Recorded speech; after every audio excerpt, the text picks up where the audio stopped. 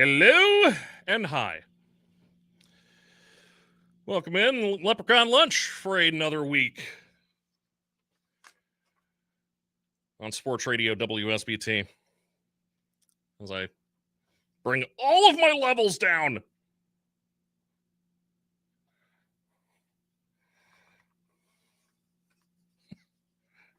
I think we'll be okay there. Okay. All right. We'll figure it out. Hello. Welcome in. I'm Jim. As always. Streaming on the YouTube channel at Sports Radio WSBT. That's our channel. Find all my stuff to yell at me about, or at least yell at me through JimOnSports.com. So big Notre Dame sports weekend. We've got I think going on now. I think. Of course, this weekend we've got Boise State coming in for football. We've got the Irish Jam with both of the basketball teams. That's going on over at Eddy Street Commons today. You can go check out the new uniform. A little Purdue-y for me, by the way. I'm just saying. Black and gold is kind of, Purdue's thing, right? Okay. But still, that should be a fun time. And also, I can't believe I'm saying that hockey gets underway tonight. Notre Dame hockey gets underway. It's an exhibition, sure, but they're still playing hockey. Last I checked, it's 85 degrees outside. But, climate change isn't a thing. Right. So, yeah, getting back to that whole football thing, and I'll be the first to admit here, I don't know a lot. Which I can already tell that some of you are, already like, no bleepity bleep. But it's true. It's true. Like I said, I'll be the first one to admit if I don't know something about something. Ask me about sports cars, my answer is pretty. I basically turn into Patrick the Starfish from SpongeBob SquarePants. Pretty. Interest rate on my mortgage. Just jingle some keys, all right? Just jingle some keys in front of me. That'll keep me preoccupied, okay? That'll let the adults, my wife, other responsible people like that, let them figure that out. But there are two things that I think I do know pretty well. All right? One of them, radio/content creation, I guess. The other being sports. And I'm going to lean on the sports knowledge, especially here, because I'm not just 100% certain of this, but I'm 1,000% certain of this, even though that's not an actual value. I am certain that Notre Dame is not going to cost another coach's job tomorrow. Put that on the front page of the Tribune, all right? All local TV sites stole from me. Put it everywhere. Regardless of what happens tomorrow in the game, Spencer Danielson will still be the coach of the Boise State football program come noon on Sunday, okay? Take it to the bank. Broncos could get boat race tomorrow when Notre Dame could score another 56 points, and they'll keep Spencer Danielson as their coach. Which brings me to Sam Pittman, which that's... Oof. There's positives, there's negatives. Negatives, of course, the last game that you coach at a school, you're getting boat raced out of your own stadium. That's not the best way to go. It's not the best way to go. But the heat was already on Sam Pittman to begin with. Heck, a lot of people down in Fayetteville, a lot of people in the SEC, a lot of people in college football in general found it to be a surprise that he was brought back even for this season. Arkansas gave him another chance, so got in, 5 games for the Razorbacks this season? But he basically needed to win out, all right? Basically needed to win out. Like, go undefeated on the season, I think. Or, at least handle the teams that that a team like Arkansas should beat. Handle them pretty convincingly. And then, be competitive against Georgia, be competitive against Alabama, etc. So, here is that. Call it unrealistic if you want, go ahead. But, I think that that's what he needed in order to be able to keep his job. Certainly wasn't going to happen, but, hey, give it a shot at least, Sam knew what he had, didn't have to try and, knew what he had and didn't have, basically. He knew he had a quarterback at Taylon Green, all right? Taylon Green's as good a quarterback as you can get, all right? An offense that put up over 37 points per game so far this season. But Sam knew he didn't have a defense. Sam knew. It was evident when the Razorbacks won the coin toss for the game, took the ball to start. When was the last time you saw that? He thought that to hang with Notre Dame, his offense needed to get the first crack on a meh Irish defense. Maybe we're putting them at meh right now. Not the worst philosophy in the world, but nothing says I have no faith in my defense to keep this interesting like taking the ball after winning the coin toss. I think that's a universal truth through all levels of football. At that point, I felt bad for Sam Pittman, just heading into this season, quite honestly. By all account, good man, good person, good coach. Writing was on the wall, though. Notre Dame actually might have sped up the process of Sam Pittman leaving Arkansas instead of having to go through another couple weeks of, when's Pittman getting axed being the only conversation in Fayetteville and on Feinbaum's show. I don't watch enough Feinbaum to know any of the characters outside of Phyllis, who I think is dead now, which should tell you how much I watch Feinbaum for his opinion. But anyway, at least we don't have to deal with that, don't have to deal with that being a constant topic on SportsCenter some days when things are really slow. Thank God for baseball playoffs, by the way. Thank God for hockey preseason. So anyway, thanks. You're welcome. Boise State, like Arkansas, though, another team on the schedule that has had its name followed all this week with first time ever in some form. Unlike Arkansas, though, it's a team that's at the very least going to be going bowling, come December or January. They're going to make a bowl game, I think. I think it's going to be one that everybody's heard of, at least. If they not, don't wind up making the playoff, they're at least getting to a decent bowl game. Not one of those pre-Christmas bowl games. On paper, they're pretty similar offensively to Notre Dame, too. 38.5 points per game, about 300 yards passing, 221 yards rushing per game. Actually, that's actually almost 50 yards higher. 50 yards more than Notre Dame per game. And that's with Ashton Jeanty in the NFL, too. That's with your Heisman runner-up running back, who was the belle of the ball last year, in the NFL. And defensively, better turnover ratio. Boise State's got +3. The Irish have +1. Oh,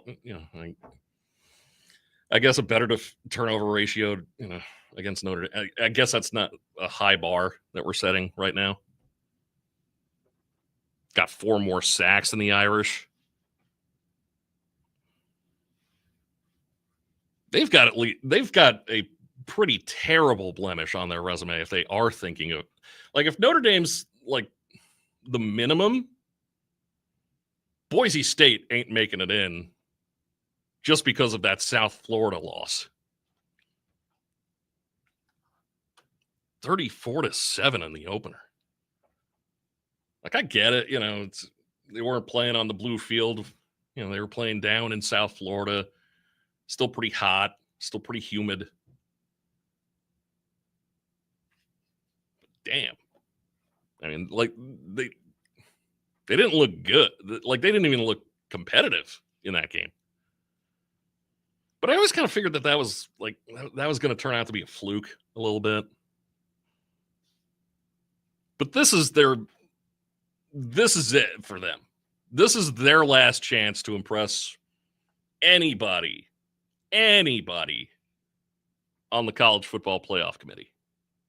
This is it. This is the game. Because after it's like New Mexico and UNLV and all the crap teams from the Mountain West that are soon to be in the Pac-12.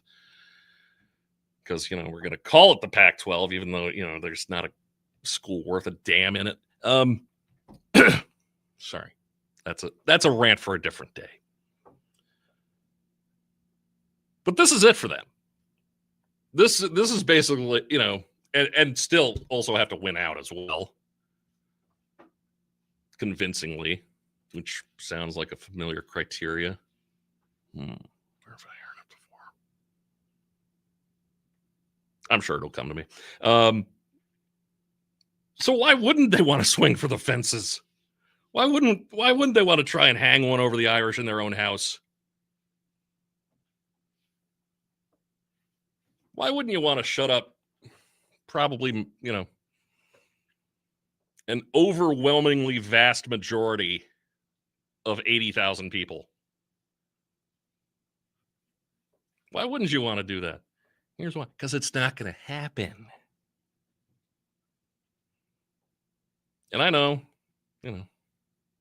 this sort of swagger could get a guy in trouble.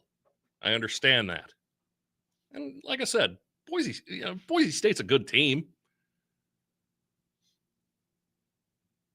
But it's not going to happen. It just isn't. All right? It just isn't.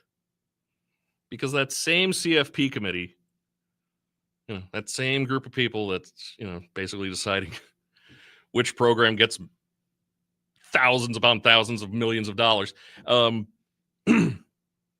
The only way that Notre Dame is going to get any sort of serious talk about being in the playoff this year. And right now, if I'm on the committee, I have them out. Even with 2 quality losses, if there is such a thing, by a total of 4 points to 2 teams that are currently in the top 10, I still have them out at this point. But if they go through and destroy everybody that's left on their schedule, it gets a little bit tough, just like it did last year. That's what they did last year. After the Northern Illinois game, they just ran over everybody. Found a way to win by like 3 touchdowns each, week in, week out. And honestly, was one of the best teams in the country. I mean, you don't get to the national championship game as a fluke. That doesn't really happen. And so far, with that kind of mentality, that kind of, every week it's 0-0. All that mentality, just destroy everyone. They've hung 56 up twice in a row.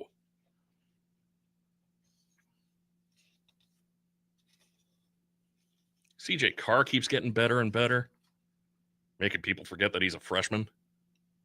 Red shirt, but same diff. I think it's safe to say that Jeremiah Love and Jadarian Price are back to causing the havoc that we thought that they would cause. Not going to lie, I was panicking after the Miami game. I was panicking hard. But the offensive line has gotten better, which in turn means you've got a better running game. Is the defense starting to figure it out? I think they are. Let's put that as a maybe. Let's put them at a maybe. Sure, it was Arkansas. Arkansas, 2-3 at the current moment. Could be much worse by the time, That's going to be a mess down there. But anyway, Arkansas still has one of the best quarterbacks in the country. And Notre Dame's defense, for as flawed as it has been this season, the exception of 13 points, shut down that offense. Turned one of the best quarterbacks in the country into a non-factor. That defense. Yeah, that one. That one that we couldn't wait to run Chris Ash out of town on. The kidnapping Al Golden offer, by the way, still stands. I'm just like, he's not off the hook yet. But they've been looking better. They've been playing better, as they should be, against a little bit lesser competition. Purdue, Arkansas. But still, that sort of thing warrants mention. Leonard Moore still questionable to play. That hasn't really affected the secondary, though, because Mark Zachary might wind up being Leonard Moore Part 2, much like Leonard Moore was Benjamin Morrison Part 2, much like Benjamin Morrison was Cam Hart Part 2, so on, etc. Boubacar Traore continues to be everyone's problem. It's like trying to stop a moose. He just needs help, though, because he's starting to get double teamed because he sticks out that much on that defensive line.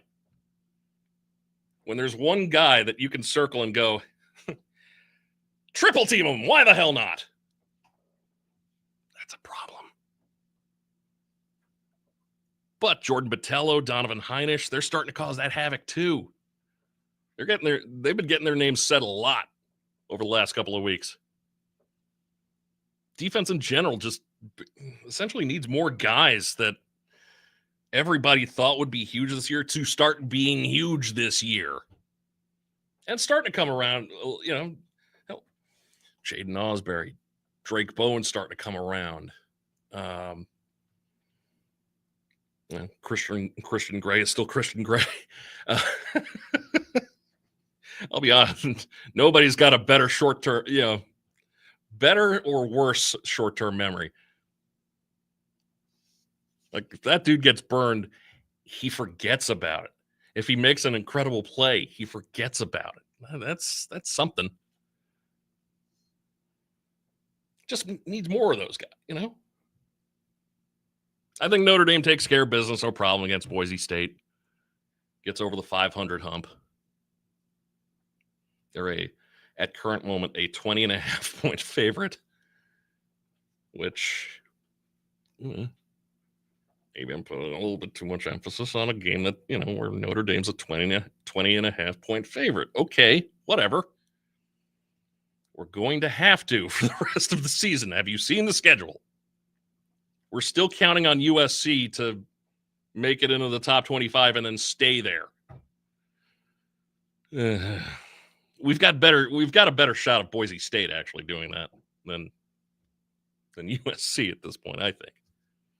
I'm thinking 49-20 though, which should more than cover the over/under point total of 63.5.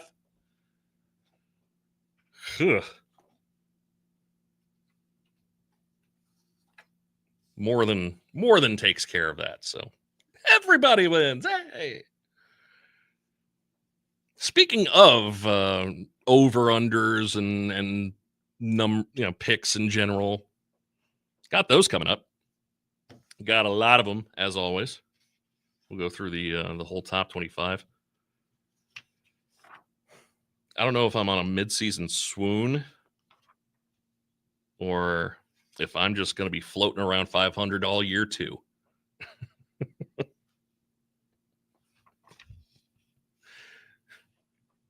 I don't know.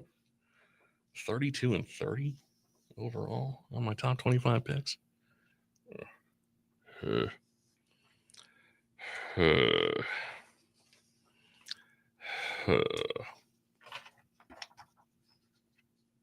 Because I have the power to do so, I'm going to call it pregame coverage.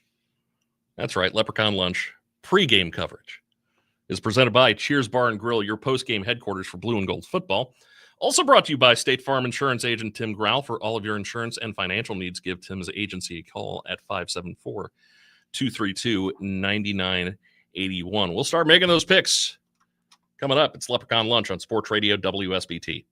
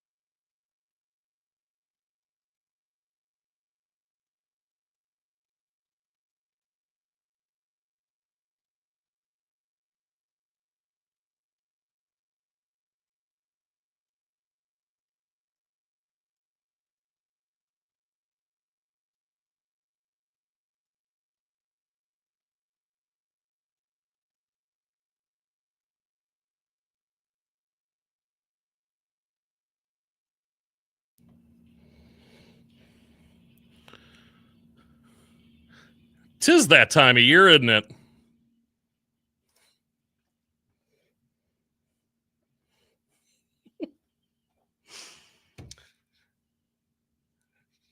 Let's see. Coming up tomorrow on game day, which, by the way, 11 a.m. live at the Linebacker. Join us, won't you? Coming up tomorrow, Peter Chivarelli from the 1970 team. They beat number 1 Texas in the Cotton Bowl that year, 24-11. I was looking on Wikipedia, what's referred to as a unclaimed national championship. I say count it. Currently manages the band Chicago, has for years. So if you've ever heard a song by the band Chicago, Peter. Also, Javen Hunter and Malcolm Johnson will be joining us. They're a tag team in it. Also, Mike Singer, the recruiting writer for Blue and Gold Illustrated. We've got Fighting Our Stratego. We've got Last Week and This Week as far as our game songs. Like I said, 11 a.m. until 2:30 when the Notre Dame Radio Network takes over the airwaves here on Sports Radio WSBT, and also Sunny 101.5. So there you go.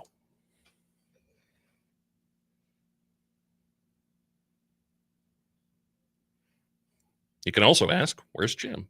Jim will be back here pushing buttons. I am not happy about that. But I'm going to direct my anger onto specific people around here. Because that's what I do. Boise State at number 21 Notre Dame. 3:30 kick tomorrow. The Notre Dame team total has been pretty good to everybody. So why not go back to it? Defense has been a problem, yes. But the offense has been rolling through 4 games. Boise's allowed 37 and 34 points in its 2 road games this season. Those were against Air Force in South Florida. Not exactly explosive offenses. Boise State has a tackling issue. That could be a problem against a guy like, Jeremiah Love or Jadarian Price or anybody on Notre Dame's offense, for God's sakes. So the team total on points set at 41.5. Let's go ahead and hit that over. Like I said, my pick. Yeah. 49 to 20. That's my pick for a final. So team total over 41.5 for Notre Dame. Also in the top 25 tonight, we got West Virginia at number 23 BYU. That's a late night game too in the Big 12. 10:30 kick. And this is not going to be a positive weekend if you're a Mountaineer fan. Why would you be? But host BYU is undefeated. They're full of confidence after a 4-0 start, especially after last week where they got down 14-0 to Colorado, eventually clawed their way back, though, for the 24-21 win. By the way, I had BYU and the points last week, so thanks, BYU, for nothing. Big physical brawling, especially on defense. They look like the kind of team that, if I were Rich Rodriguez, and thank God I'm not, I would be avoiding a team like this if I'm rebuilding. I would be avoiding BYU, especially with all the injuries on my side. Ugh. In all, it's been 15 quarters of near flawless football for BYU. Near flawless. How are they only number 23? By the way, except for that first quarter last week where they got down early in Boulder, they've outscored their foes so far this season, 151-16.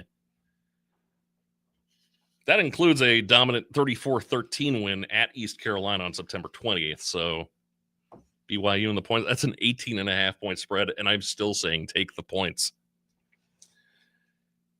Going to want to take the points with on the Wisconsin side of things tomorrow at noon as they go up against number 20 Michigan. Yes, I know Wisconsin has been a massive, massive disappointment. I was like, Wisconsin, they shouldn't be that. The calls for replacing Luke Fickell, who never would have thought I saw that, especially after how he came in to Wisconsin.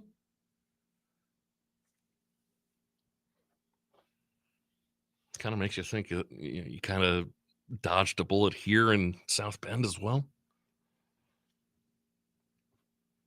After a bye week, though, his team's going to play for him at least. I think that's going to happen.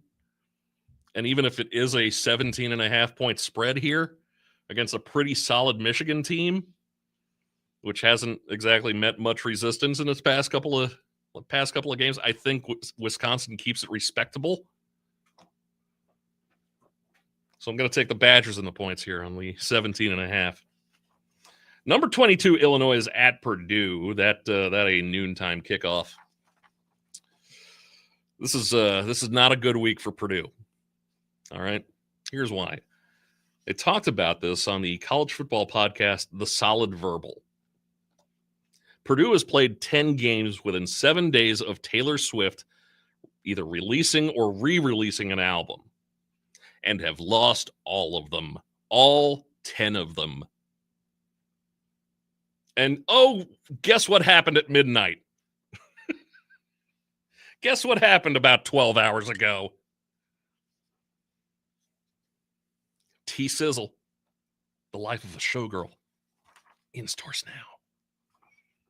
And I think there's like 85 different versions of it too, because each one has like a different color or font or something. One of the editions isn't even Taylor Swift, from what I hear. God, if bands did that more. Of those 10 games that Purdue has lost,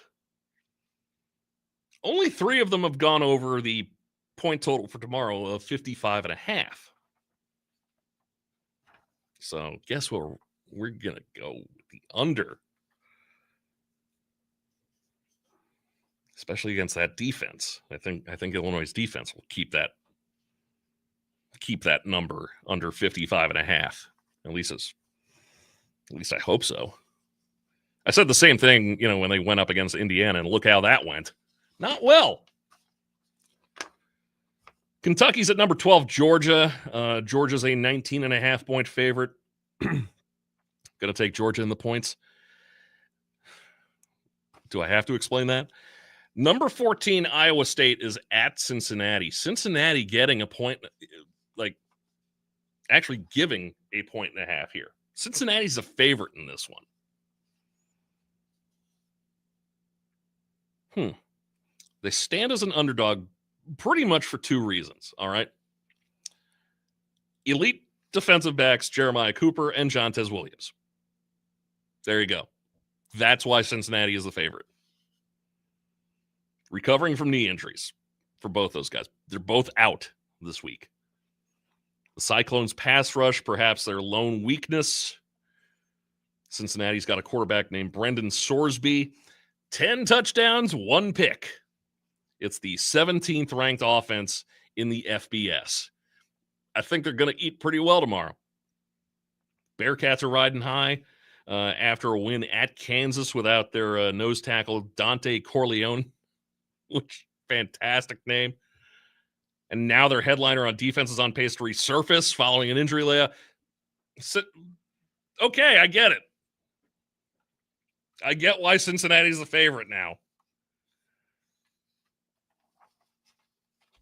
Number 7, Penn State is at UCLA. UCLA is just a mess. Just a mess. But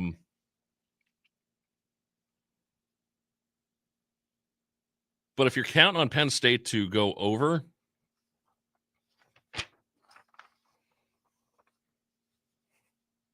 well, then you just don't know anything about James Franklin. Now, do you? Under 48.5 for Penn State at UCLA. Number 9, Texas is at Florida at 3:30. Both teams coming off a bye week. A little bit more important for Texas, though. They're still in the playoff picture. A lot more in the playoff picture than a 1-3 Florida team. DJ Lagway has struggled against top competition. Arch Manning's, yes, has been disappointing too. But Texas's defense is legit, man. That's why they're still in the playoff picture. All right, is that defense. That defense is strong. So I'm going to take Texas in the points here. This just feels weird to say, but congrats to Clark Lee for it. Number 16 Vanderbilt at number 10 Alabama. Vanderbilt's involved in a top 25 versus top 25 game, which I'm sure has happened before, but like Vanderbilt can be so bad, you don't ever think that that's ever going to happen again. So there's my reasoning. It was the upset of the year last year.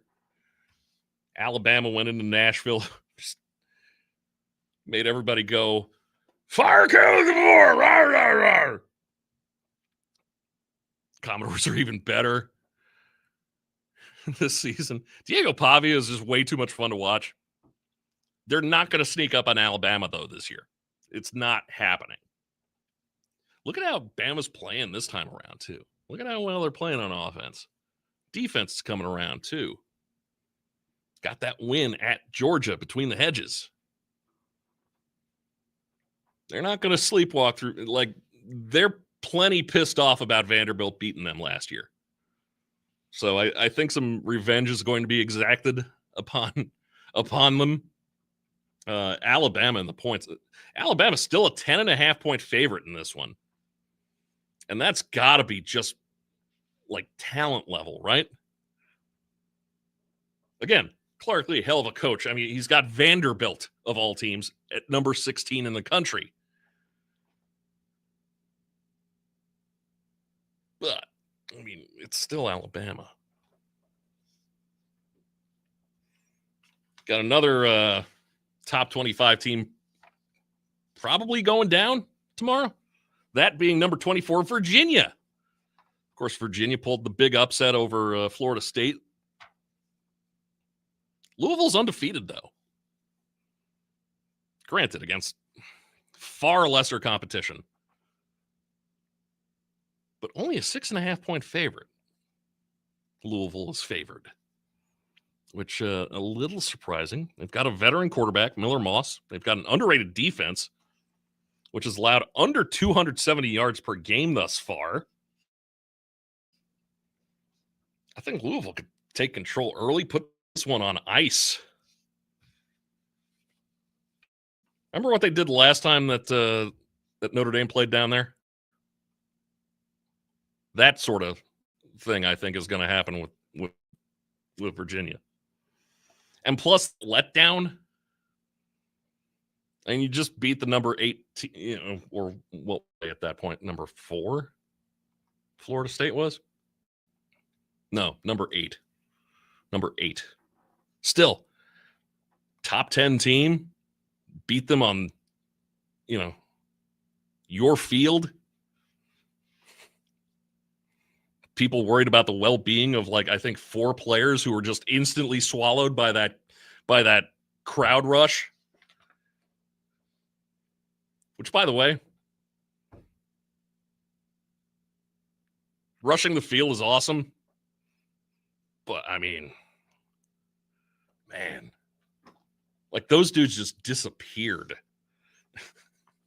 I think there were I think there were 4 players. I think the 3 Virginia players, I think it was 3 anyway, were kind of like they were all huddled around each other just so that they didn't get crushed because they were on the ground. That's got to be terrifying. Anyway, Louisville in the points. That's a 3:30 kick, by the way. This I don't like saying guarantees when it comes to making picks. All right.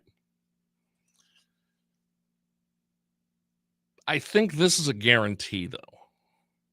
This is about as close to a guarantee as you can get. All right. Kent State is at number 5 Oklahoma at 4:00 tomorrow afternoon.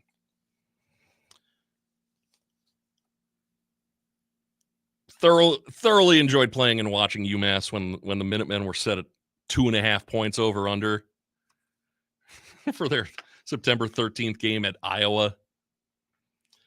Guess what Kent State's team total is against number 5 Oklahoma?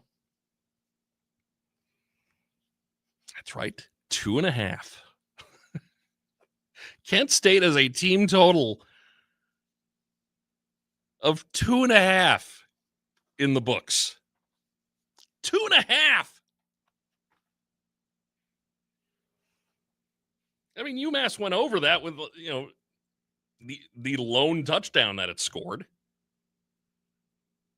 It's hard to shut out another FBS school, even, one of the worst ones like UMass or, in this case, Kent State. The Flashes have scored at least 10 points in each game so far. They did that against Texas Tech and Florida State, who, last I checked, yes, top 25 teams.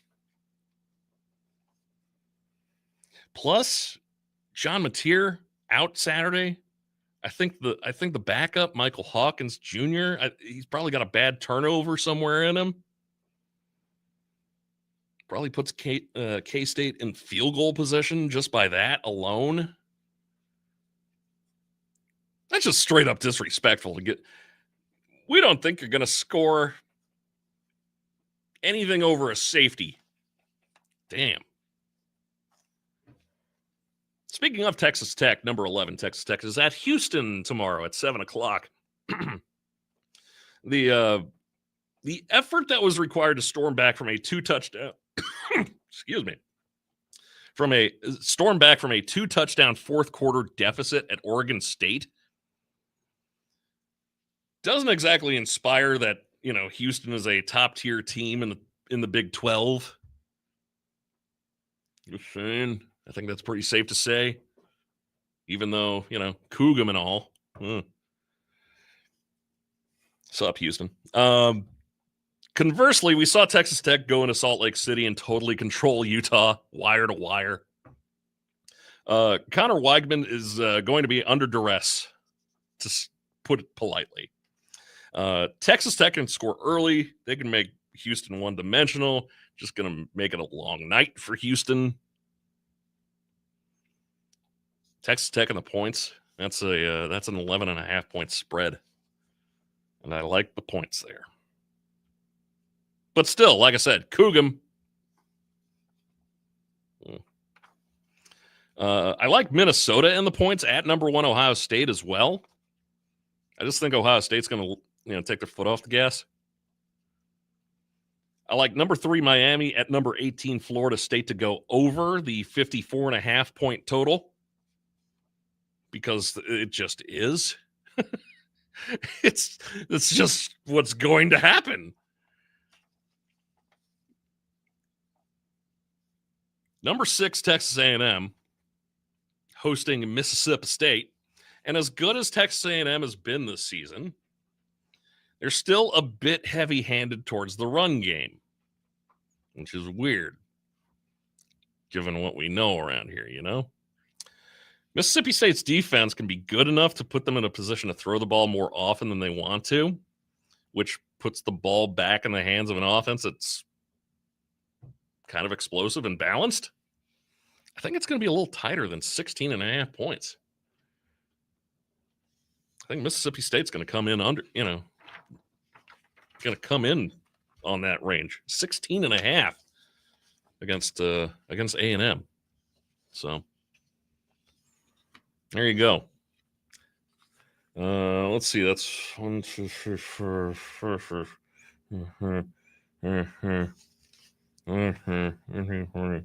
15. Last week there were 16 top 25 games. I went 6-10. That is not good. That is not good at all. But I'm still above 500 overall on the season. 32-30. Which means maybe don't take what I say as far as picks go as gospel. Might not be smart.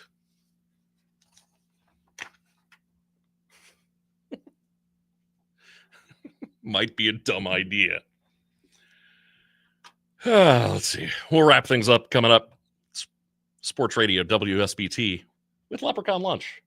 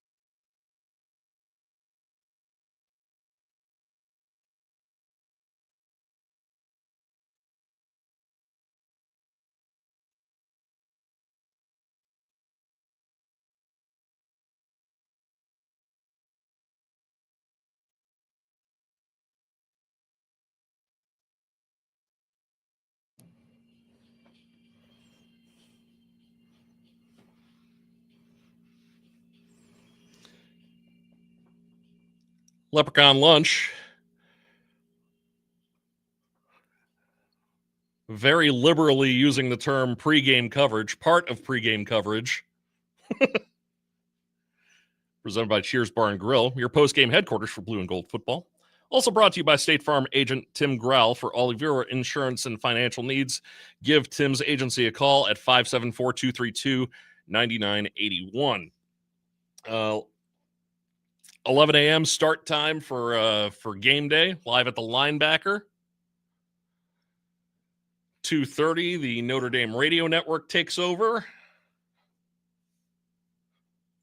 3:30 kick.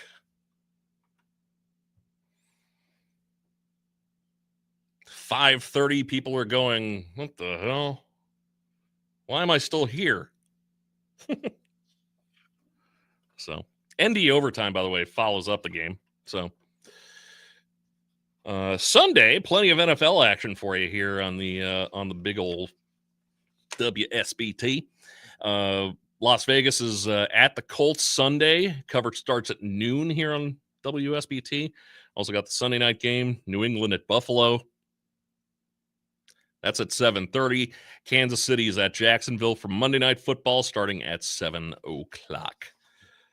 Speaking of the Indianapolis Colts, here's a couple NFL picks for you. Only really got a couple of games. The Bears are on a bye week, so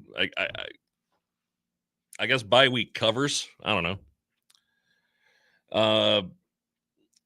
Raiders at the Colts. Here's a player prop for you for that 1 p.m. kickoff. Daniel Jones going over 16.5 total rush yards. And here's why. And it's not the most statistically sound analysis, but he's been rushing for 25-ish yards every other game. Not every game, every other. Week 1, he had 26 yards rushing. Week 2, he had 2. Week 3, he had 27 yards rushing. Week 4, he had -1. Guess what week we're at? Getting a line that's based more on his average as opposed to, the most likely result. 20-plus yards as long as his running is part of the game plan. I think he goes over that 16.5. The over was 9-3 in 2024 with a near 23 average, which is probably where he's going to be versus a Raiders team that's allowed around a full yard more per carry on the road than at home since last season. Yak. So, Daniel Jones going over 16.5 total rushing yards. I think he does that. It's been never since I've ever had faith in Daniel Jones to do something. So make that pick with that asterisk on things, okay? As a Giants fan,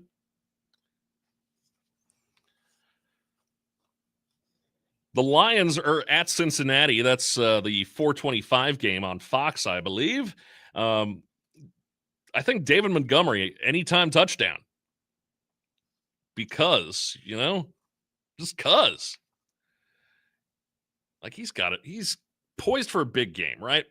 He's playing in his hometown for the very first time in his career. It's never happened. Didn't do it with the Bears. Hasn't done it so far until this Sunday. He's going to have family in the crowd. He's talked about how much it's going to mean to him this week. And Dan Campbell, he knows, he notices that sort of stuff. He's a player's guy. He's going to feed Montgomery a score. Just is. Because Dan Campbell wants the guys to play well in front of their fam, After running for just 12 yards on 9 carries last week against the Browns, this is going to be a bounce back for him. Homecoming against a bad Bengals defense. I think David Montgomery gets that anytime touch. He gets that touchdown at some point, I know. I think he also goes over his rush yard total. So.